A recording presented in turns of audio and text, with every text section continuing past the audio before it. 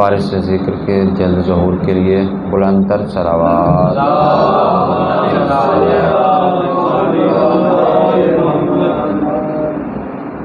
خوشنودی آل محمد کے لیے بلند تر صلوات۔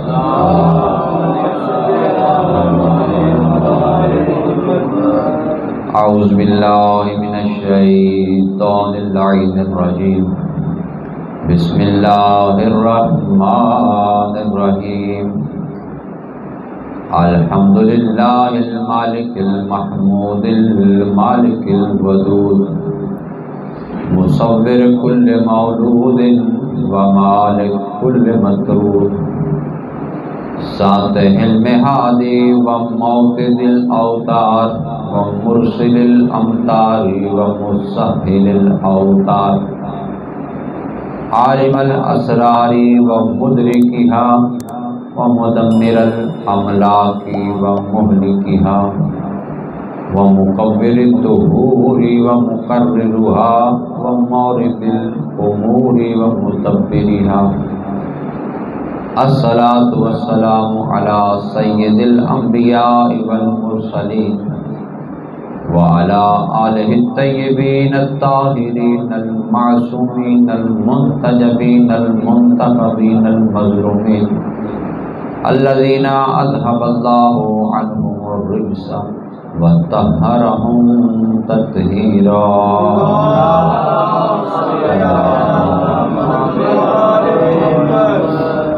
علی لعنۃ اللہ اعدائہم ومنکر فضائلہم اجمعین الی یوم الدین۔ اما بعد فقد قال اللہ سبحانہ وتعالی فی محکم کتابہ الاعلی وقولہ الحق، بسم اللہ الرحمن الرحیم، وہو الذی یبدأ الخلق ثم یعیدہ وهو أهون عليه وله المثل الأعلى في السماوات والأرض وهو العزيز الحكيم۔ بلند صلوات۔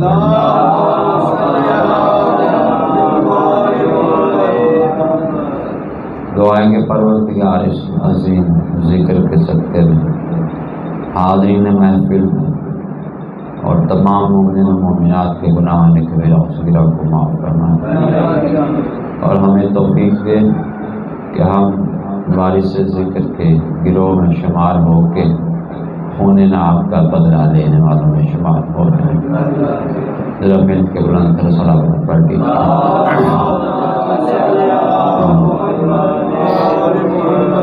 وقت چونکہ انتہائی مختصر ہوتا ہے، بغیر کسی تمہید کے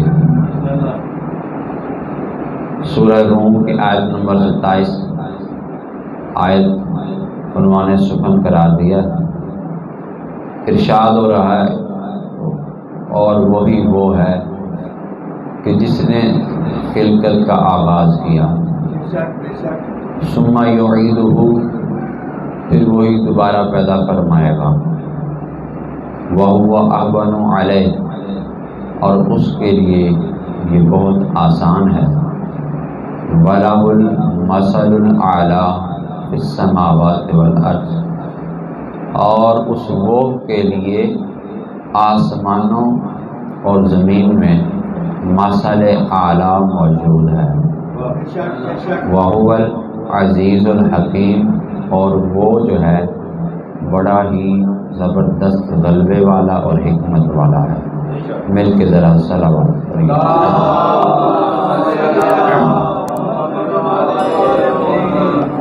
موالیان حیدر کرار، نائب واجب الاحترام، سامعین محترم، گفتگو جہاں پہ کل ہم نے چھوڑی کہ معرفت توحید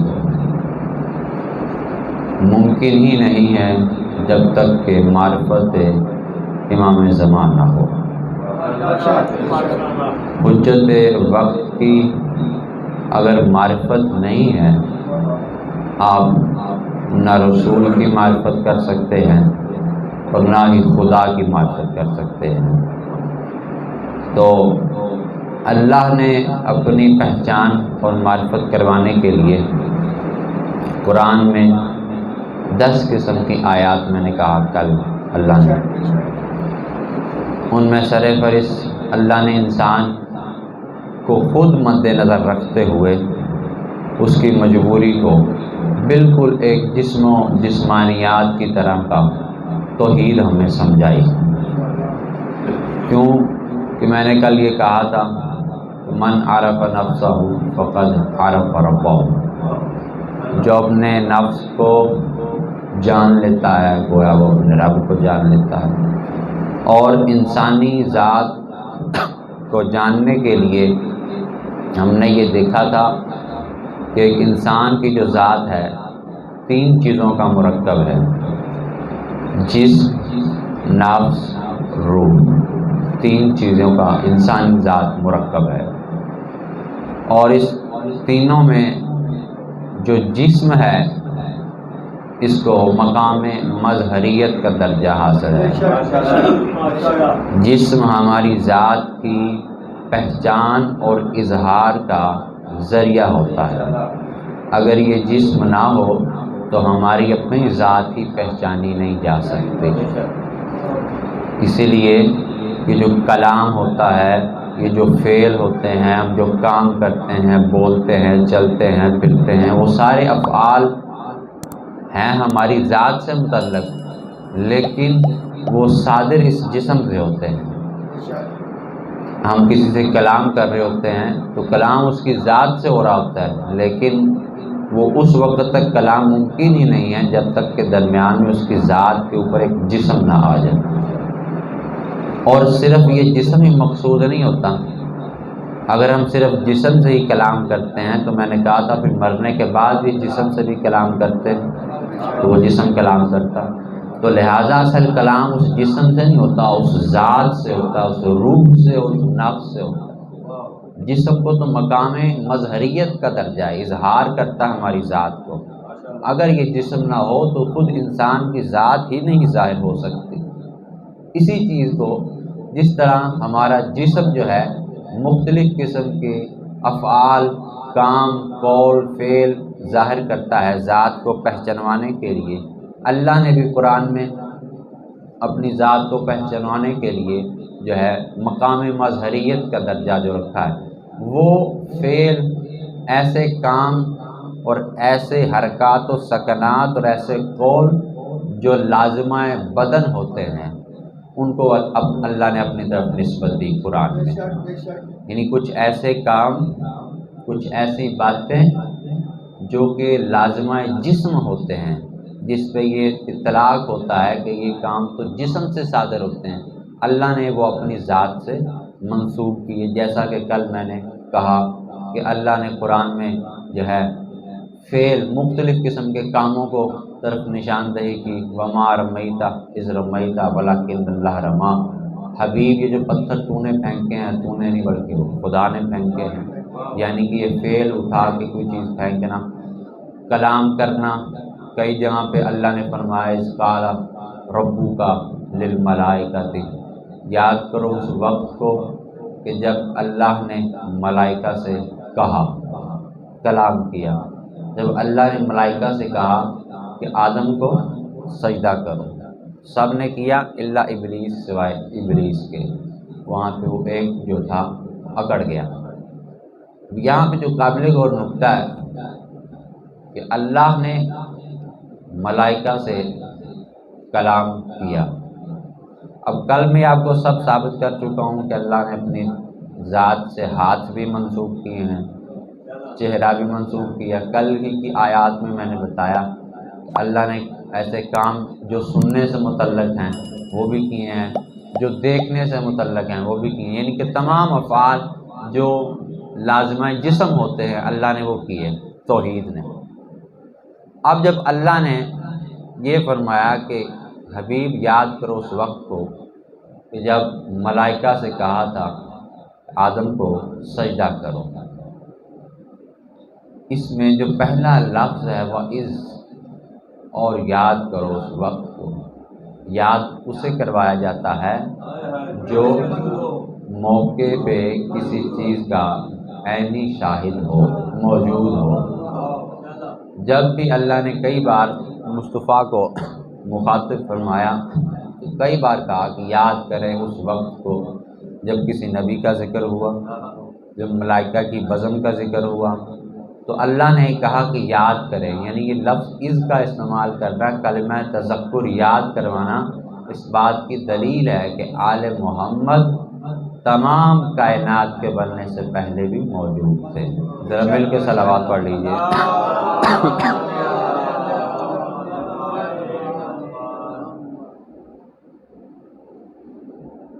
یاد کریں اس وقت کو جب اللہ نے ملائکہ سے کہا۔ ابھی تو اللہ کی زبان تو نہیں، جسم و جسمانیات تو نہیں ہے، کلام تو وہ کرے گا نہیں۔ اگر بولے گا، آواز لازمہ بدن ہے، تو پھر اللہ نے ملائکہ سے کلام کیسے کیا؟ اللہ نے، اس کے پاس تو زبان جسم و جسمانیات نہیں ہے نا، اللہ نے ملائکہ سے بات بھی کی اور ملائکہ نے اس کا جواب بھی دیا، یعنی کہ خدا ملائکہ سے کلام کر رہا ہے، اور وہاں تو آواز بھی نہیں ہے۔ کلام کرنے کا بھی اصول یہ ہے کہ پہلے ٹھہرنا، کچھ الفاظ کو اونچا کچھ کو دھیما، اور لفظوں کو رک کے بولنا، پھر لفظ بولنا، پھر رکنا۔ اصول کلام یہ ہے۔ یہ ساری چیزیں ہیں متغیرات، تبدیلی، حادث ہو جانا۔ اللہ میں محل حوادث نہیں ہوتا، یعنی رکنا، ٹھہرنا، چلنا، پھر رکنا، اونچا نیچا، یہ ساری تبدیلیاں جو ہیں حوادث ہیں، اور خدا محل حوادث نہیں ہے۔ اللہ میں تغیر و تبدیلی نہیں ہوتی، لہٰذا وہ جو ملائکہ سے اللہ فرما رہا ہے کلام کیا، اور پھر کسی مخلوق میں اتنی طاقت ہے کہ وہ ڈائریکٹ بنفس نفس خود خدا کے کلام کو سن سکے؟ کیا کسی مخلوق میں اتنی طاقت ہے؟ موسیٰ علیہ السلام جیسے نبی کو ایک جلوہ، ہلکا سا جلوہ برداشت نہیں ہوا، کلام تو دور کی بات ہے، تو وہ فرشتے پھر کیسے خدا کے ساتھ ہم کلام ہوئے؟ کیا فرشتوں میں اتنی طاقت آ چکی تھی کہ وہ ڈائریکٹ خدا کی ذات کے ساتھ ہم کلام ہوئے؟ یعنی یہ لمحہ فکر ہے۔ پھر اللہ نے ان کے ساتھ کلام کیا۔ کوئی تو درمیان میں مقام مظہریت پہ فائز ہے جو اللہ کے اس فعل کو، اس کام کو اظہار کر رہا ہے، تو ہر حجت وقت، حجت دوران، ولی الاصل اللہ کے مقام مظہریت اس مقام پہ فائز ہوتی ہے جیسے اس انسان کی ذات کو پہچانوانے کے لیے یہ جسم ضروری ہوتا ہے۔ اگر یہ جسم نہ ہو تو ہماری ذات اپنی ہی نہیں پہچانی جاتی۔ اسی طریقے سے اس اللہ کو پہچانوانے کے لیے قرآن میں جتنے بھی اللہ کے کام ہیں، اللہ نے فلانے سے یہ کہا، موسیٰ سے کہا، عیسیٰ سے کہا، ملائکہ سے کہا، جب بھی لفظ کہا آئے گا، یعنی کہ وہ ایک ولی موجود ہے جو اس کے مقام مظہریت کے درجے پہ آ کے کلام وہ ولی کرتا تھا، کہلاتا اللہ کا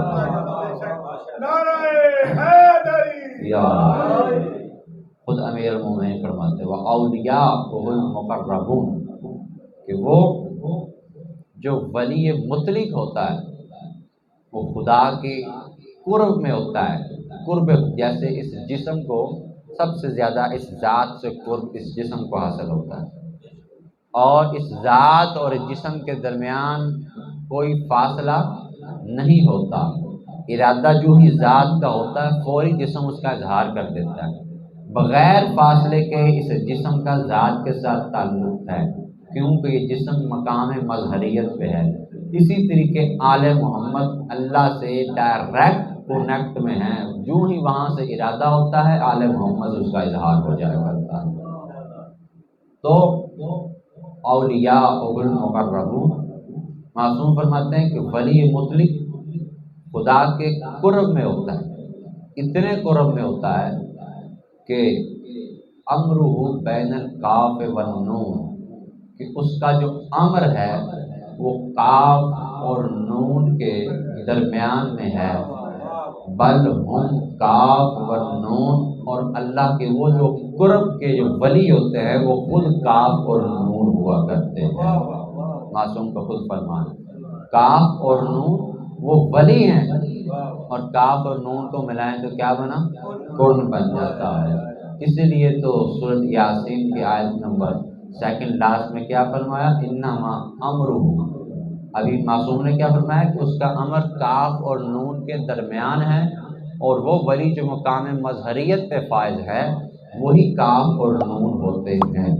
اس لیے امیر المومن کا خود فرمان ہے کہ انن کاف و انن نون، میں علی ہی وہ کاف ہوں، میں علی ہی وہ نون ہوں، کہ جس سے اس کے امر کا اظہار ہوتا ہے۔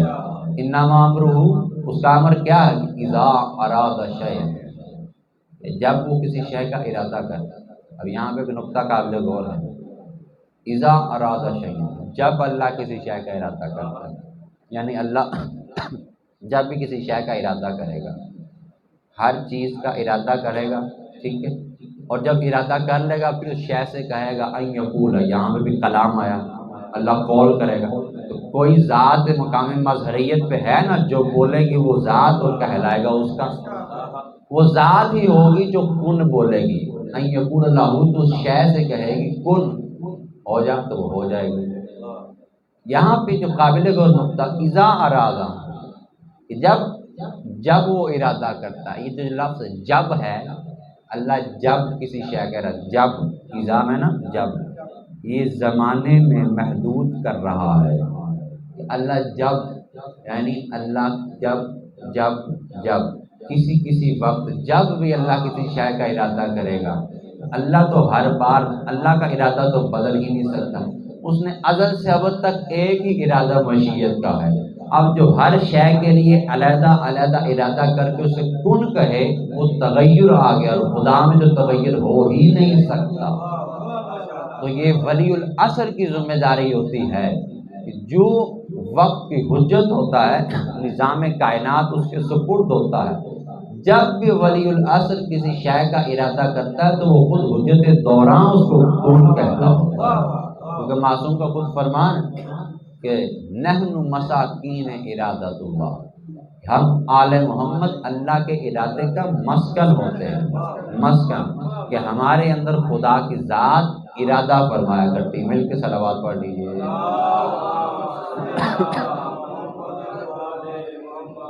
کلام کرنا لازمہ جسم ہے، اور جب بھی اللہ نے کلام کیا ہوگا وہ خدا نے نہیں بلکہ مقام مظہریت پہ وہ حجت وقت اور وہ آل محمد کی ذوات مقدسہ ہیں، یہ کلام یہ کرتی ہیں، کہلاتا اس ذات کا ہوتا ہے، چاہے وہ فرشتوں کی بزم میں ہو، چاہے وہ انبیاء کی بزم میں ہو، چاہے وہ کائنات کے ولیوں کی بزم میں ہو، جب بھی اللہ کلام کرے گا قرآن میں تو اس کے لیے تو کلام اس کے جسم کے لیے نہیں ہے، کرنا ان کا فعل آل محمد کریں گے اور کہلائے اس ذات کا، فعل یہ جسم کرے گا، کہلائے گا ہماری ذات کا، ٹھیک ہے۔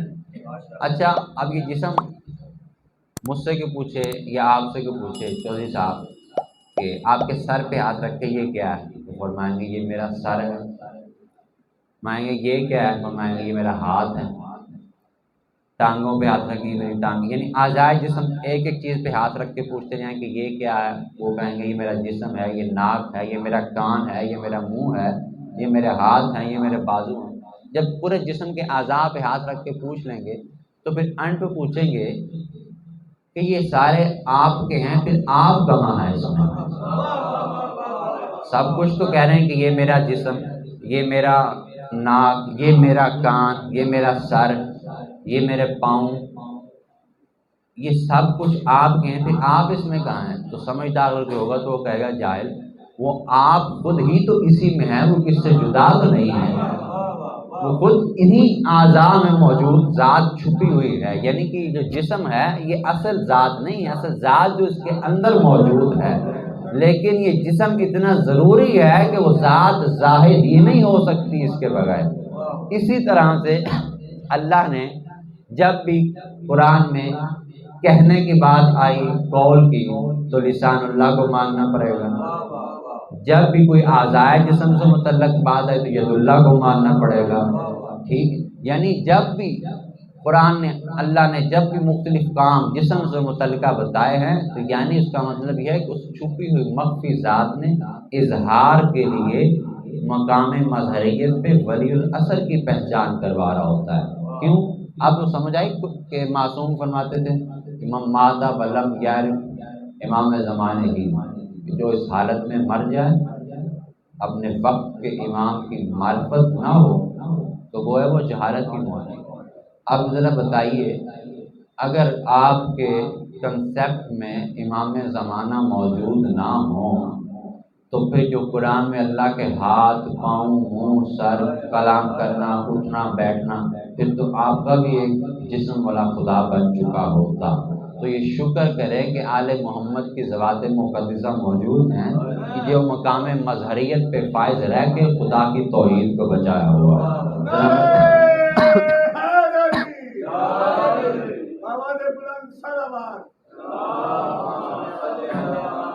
ختم کرتے ہیں۔ جب بھی کلام سے متعلق بات ہوگی وہاں پہ حجت موجود ہوتی ہے۔ ایک آیت پڑھوں اور ختم کروں، سورۃ القصص آیت نمبر 30۔ فلما اتاها نودی من شاط الواد مبارکۃ من شجرۃ، اور جب شجرہ طور سے ندا آئی، مبارک وادی سے، درخت سے، موسیٰ علیہ السلام کو کیا آواز آئی؟ ندا۔ نودی، اللہ نے لفظ ندا کا استعمال کیا۔ خدا کے ہاں کوئی ندا، صوت، آواز کا کنسیپٹ نہیں ہے، کیونکہ آواز کیفیت ہے، خدا میں کوئی کیفیت نہیں۔ آواز کا آ جانا کیفیت کی دلیل ہے، جسم کی دلیل ہے، وہاں تو کوئی تغیر موجود ہی نہیں ہے۔ جب بھی قرآن میں کسی کیفیت کا ذکر ہو رہا ہوگا یعنی کہ وہ مظہر ذات آل محمد کا ذکر ہو رہا ہے۔ تو کیا ندا آئی تھی؟ یا موسیٰ، اے موسیٰ، انی انا اللہ رب العالمین، میں ہی تمام جہانوں کا رب ہوں۔ اچھا، ندا کہاں سے آئی تھی؟ درخت سے۔ سلام کرتا ہوں موسیٰ علیہ السلام کی عظمت کو کہ انہوں نے نہیں دیکھا کہ یہ درخت ہے، انہوں نے کہا کہ آواز آئی میرے رب کی، سجدہ کر دیا، دیکھا نہیں کہ درخت ہے، وادی ہے، جھاڑی ہے، گھاٹی ہے، نا، آواز اس قدرت کی ہے۔ اب اس کی مرضی، وہ مقام مظہر پہ جس کو مرضی فائز کرے۔ یہ تو موسیٰ کا ظرف تھا نا کہ انہوں نے اس درخت کو سجدہ کر دیا، اور ایک آج کے انسان کا ظرف ہے کہ اس کی اصل مظہر ذات کو مان کے دیکھ کے بھی اس کا اقرار نہیں کر رہے ہوتے۔ یہ تو موسیٰ علیہ السلام کا ظرف ہے، سجدہ کر دیا، بے شک تو ہی میرا رب ہے۔ اب وہاں پہ جو کلام ہوا موسیٰ علیہ السلام سے تو آواز ہے، کلام کی شرط آواز، کیفیت ہے۔ ختم کروں بس۔ امیر المومنین امام زمانہ کی شان سے ایک روایت حجت دوران سے متعلق۔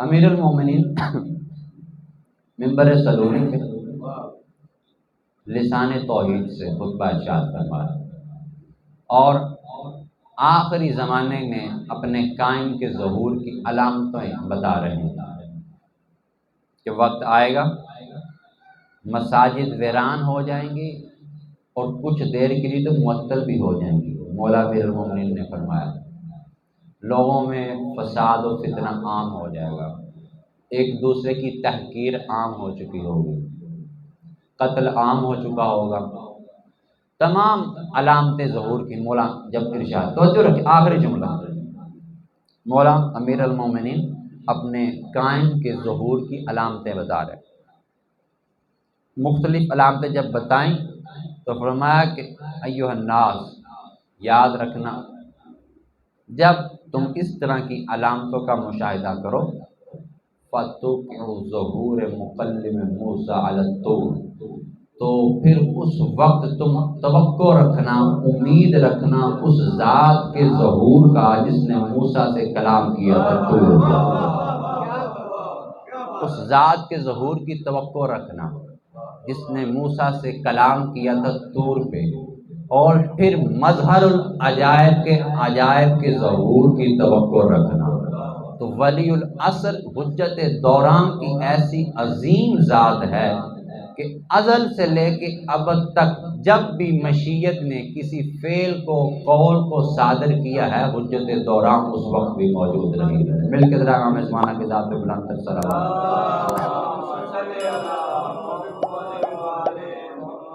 اور دکھ اس بات کا کہ انسانوں نے اس عظیم نعمت کی قدر نہیں کی، اس گھرانے کی قدر نہ کی۔ عزادارو، چند جملے مسائل۔ مقام اشراف پہ جب کریم کربلا کا قافلہ پہنچا، مقام اشراف تقریباً 38 میل کربلا سے دور ہے۔ آقا حسین نے فرمایا جتنا ہو سکے پانی بھر لو روزوں میں۔ اصحاب نے، انصار نے، اولاد نے مشکیزیں پانی سے بھر لیے۔ دور سے قافلہ آتا ہوا دکھائی دیا۔ ایک صحابی نے تکبیر کی آواز بلند کی، آقا حسین نے بھی بلند کی۔ فرمایا دیکھو تو ذرا، دور سے قافلہ ہے جن کے ہاتھوں میں نیزے ہیں، نظر آ رہا ہے، لگتا ہے کہ یقیناً سپاہی جنگ کے لیے آ رہے ہیں۔ کریم کربلا نے فرمایا کہ خیمے یہیں پہ لگائے جائیں۔ خیمے لگائے، قافلہ نزدیک آیا، 1000 سپاہیوں کا قافلہ جس کا نگران اور اس کی سرپرستی حر بن یزید ریاحی کے سپرد۔ عزادارو، جب حر کا 1000 سپاہی کا قافلہ مقام اشراف کے مولا کے قریب آیا، امام نے دیکھا کہ سب لوگ پیاسے ہیں۔ مولا نے فرمایا کہ ان کو پانی پلاؤ اور ان کے جانوروں کو بھی پانی پلاؤ۔ عزادارو، کریم کربلا جب ان کو پانی پلایا، ایک سپاہی کہتا ہے کہ میں سب سے آخر پہ آیا، پیاس کی شدت اتنی تھی کہ میرے جسم میں یہ سکت نہ تھی کہ میں خود مشکیزہ اٹھا کے پانی پی سکتا۔ وہ کہتا ہے کہ امام حسین مجھے خود دیکھ رہے تھے، وہ خود میرے پاس آئے، انہوں نے مشکیزہ اٹھایا اور مجھے پانی پلایا۔ حر کہنے لگا کہ مجھے ولید ابن زیاد نے اس بات پہ مامور کیا ہے کہ آپ کو کوفہ نہ جانے دیں۔ مولا نے فرمایا کہ تم لوگوں نے مجھے خود خط لکھے ہیں، یقین نہیں تو امام نے وہ صندوقچہ منگوایا اور خط اس کے سامنے رکھے۔ اور کہتا ہے بہرحال مجھے ان خطوں سے تعلق نہیں، کیونکہ میں نے خط لکھا نہیں آپ سے۔ پھر مولا نے فرمایا کہ اگر تم ہمیں کوفہ نہیں جانے دیتے پھر ہمیں واپس مدینہ جانے دو۔ جب یہ سنا تو حر نے کہا کہ میں ابن زیاد کی طرف سے اس بات پہ مقرر ہوں کہ نہ آپ کو مدینہ جانے دینا ہے نہ کوفہ جانے دینا، بلکہ آپ کو ابن زیاد کے دربار میں لے جانا۔ جب مولا نے یہ بات سنی، غصے میں آ کے کہا کہ عباس سب کو سوار کرو، ہم مدینہ واپس جا رہے ہیں۔ جب کریم کربلا نے یہ جملہ کہا، حر نے آگے بڑھ کے آقا حسین کی گھوڑے کی لگام کو تھام لیا، کہا کہ میں بالکل لڑنا نہیں چاہتا اور نہ لڑنے پہ مامور ہوں، میری صرف اتنی ڈیوٹی ہے کہ آپ کو نہ مدینہ جانے دوں گا نہ کوفہ، یا ابن زیاد کے پاس چلیں یا پھر درمیانہ کوئی اور راستہ اختیار کریں۔ جب حر نے مولا کے سواری کی لگام کو تھاما، امام نے فرمایا کہ حر تیری ماں تیرے غم میں روئے، تو ہمیں کیوں واپس نہیں جانے دیتا؟ حر کہتا ہے کہ آقا اگر کوئی اور عرب ہوتا اور وہ میری ماں کا نام لیتا تو میں اس کو جواب دیتا، مجبور ہوں کہ آپ کی ماں پہ سوائے درود و سلام کے اور کچھ کہہ نہیں سکتا۔ عزادارو، ادھر سے ابن زیاد کا قاصد آیا کہ حسین کو نہ کوفے آنے دو نہ مدینے جانے دو، بلکہ کسی ویران جنگل میں ان کو ٹھہراؤ۔ حر نے جب یہ خط پایا تو امام کو دکھایا۔ مولا نے یہ فیصلہ کیا کہ ہم یہاں سے دور کسی ویران جنگل میں جاتے ہیں۔